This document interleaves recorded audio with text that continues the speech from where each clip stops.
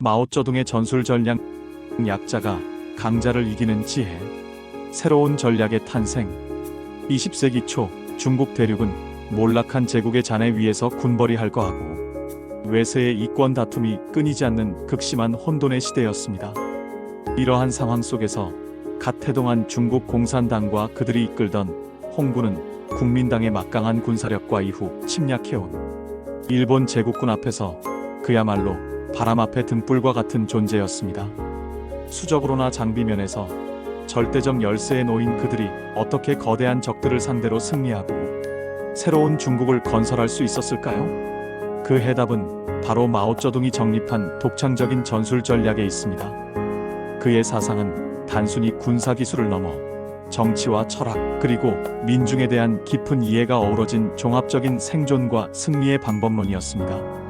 이는 인민전쟁론, 유격전술, 그리고 지구전론이라는 세 개의 큰 기둥으로 이루어져 있습니다. 인민전쟁론, 민중을 혁명의 바다로 삼는 혼돈의 시대, 마오쩌둥 전략의 가장 근본적인 토대는 인민전쟁론입니다. 그는 전쟁의 승패가 결코 무기나 병력의 우위에만 있지 않으며 최종적인 승리는 인민, 즉 민중의 지지를 얻는 자에게 돌아간다고 확신했습니다. 군대는 물고기이고 인민은 바다와 같다는 그의 유명한 비유는 이 사상의 핵심을 관통합니다. 물고기가 바다를 떠나서는 단 한순간도 살 수 없듯 군대 역시 민중의 지지와 보호 없이는 존재할 수 없다는 것입니다. 이를 실현하기 위해 공산당 홍군은 3대 기울 파랑, 주의와 같은 엄격한 군율을 통해 민중의 재산을 철저히 보호하고 그들을 인격적으로 대우했습니다. 가는 곳마다 토지를 농민에게 분배하고 부패한 지주와 관리를 몰아내면서 홍군은 단순한 군대가 아닌 인민의 군대로 자리매김했습니다. 신뢰를 얻은 민중은 자발적으로 군량미를 대고 적의 정보를 알려주었으며 부상병을 숨겨주고 자신의 자식들을 홍군에 보내는 등 혁명의 든든한 방패이자 보급기지가 되어주었습니다. 이러한 민중의 지지를 바탕으로 마오쩌둥은 적의 힘이 집중된 대도시를 정면으로 공격하는 대신 통치력이 미치지 못하는 광활한 농촌에 혁명 근거지를 건설하는 농촌으로 도시를 포위한다는 대전략을 구상했습니다. 이 근거지들은 단순한 군사, 주둔지를 넘어 새로운 사상과 제도가 실험되고 뿌리내리는 자급자족적인 해방구였습니다. 이곳에서 힘을 키운 공산당은 점차 그 세력을 넓혀 최종적으로는 도시를 고립시키고 해방시킬 수 있었습니다. 의 유격전술 약자의 비대칭 전략, 절대적 열세 속에서 정규전은 곧 패배를 의미했습니다. 마오쩌둥은 이를 극복하기 위해 기존의 전쟁 상식을 뒤엎는 유격전, 즉 게릴라 전술을 체계화하고 극한까지 발전시켰습니다. 그의 유격전술의 정수는 전설적인 16자결에 압축되어 있습니다. 적진아 퇴적이 기세 좋게 진격하면 우리는 그 예봉을 피해 과감히 물러난다. 이는 불필요한 소모를 막고 주력 부대를 보존하기 위함입니다. 적주하여 적이 한 곳에 주둔하면 우리는 밤낮을 가리지 않고 교란하여 쉬지 못하게 한다. 소규모 기습과 보급로 차단을 통해 적의 심리와 체력을 끊임없이 갉아먹는 것입니다.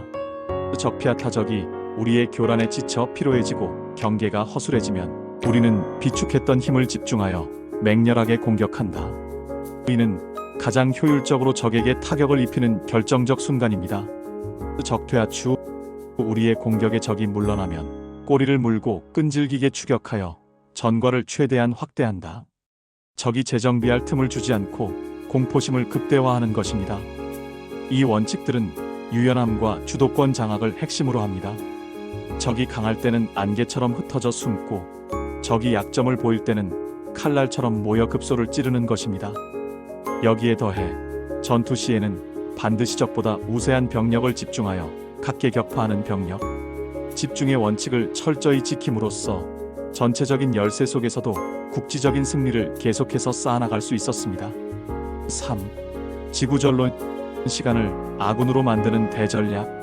1937년 막강한 일본 제국군이 중국을 침략하자 중국 내에서는 빠른 패배를 예견하는 비관론과 섣부른 속전속결을 주장하는 낙관론이 팽배했습니다. 이때 마오쩌둥은 냉철한 분석을 통해 지구전, 즉 길고 끈질기게 버티는 전쟁만이 유일한 승리의 길이라고 역설했습니다. 조급함이야말로 가장 큰 적임을 간파한 그는 전쟁을 3단계의 과정으로 나누어 제시했습니다. 제1단계 전략적 방어. 전쟁 초반 막강한 적의 공세를 정면으로 막는 대신 광활한 영토를 전략적으로 내어주며 시간을 버는 단계입니다.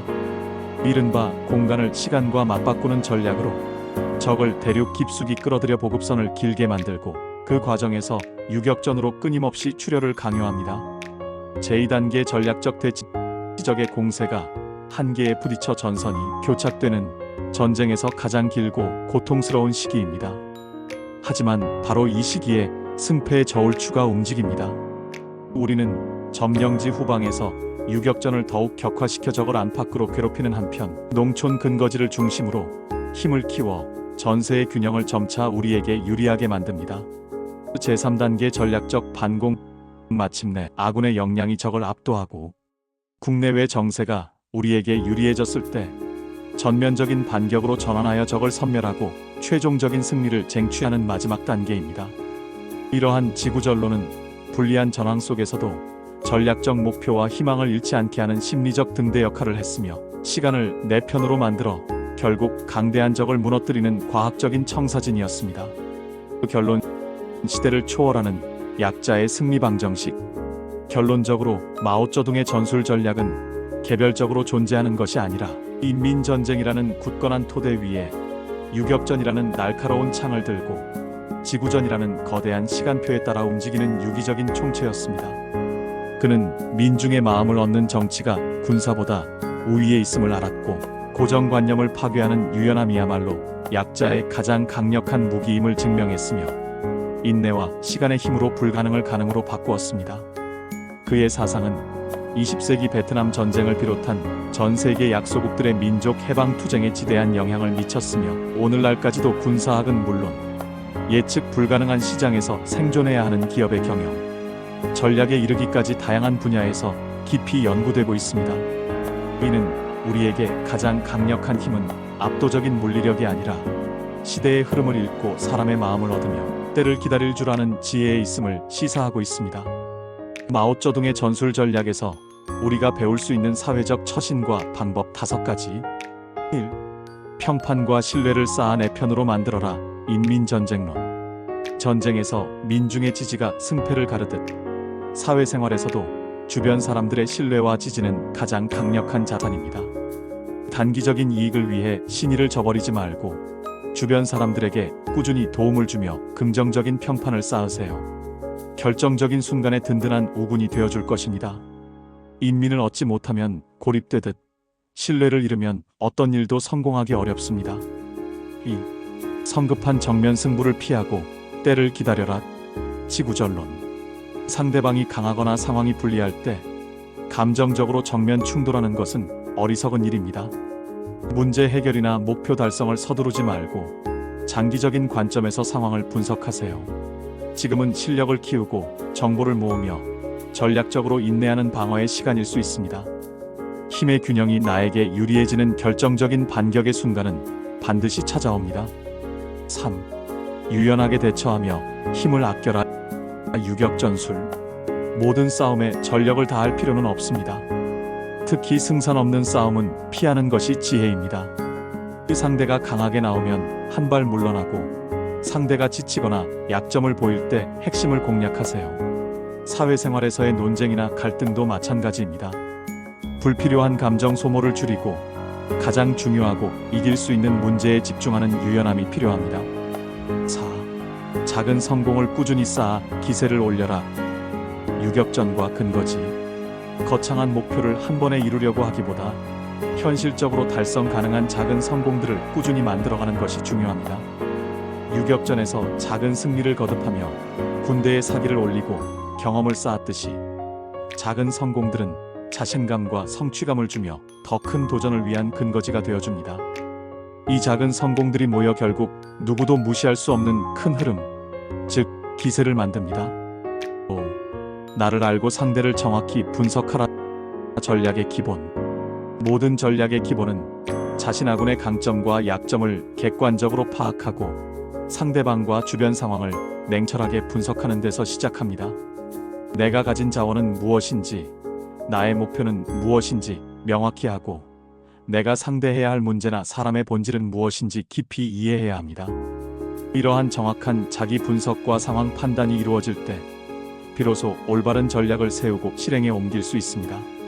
우리 인문학 투어의 영상을 시청해 주셔서 대단히 감사합니다.